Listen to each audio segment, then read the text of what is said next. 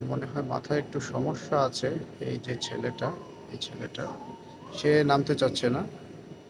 এই ট্রেন এই স্টপেজ পর্যন্তই, এর বেশি আর যাবে না। কিন্তু এই ছেলেটার মাথায় সমস্যা। ওনাদের নেমে যাওয়ার কথা ছিল, আরও 3টা স্টপেজ আগেই নেমে যাওয়ার কথা ছিল, কিন্তু সে নামেনি। ওই যে পাশে ভদ্র মহিলা আছেন, উনি অনেক ট্রাই করতেছেন এই ছেলের সাথে, এই মহিলা কিন্তু কোনোভাবেই নামাতে পারছেন না ওনাকে।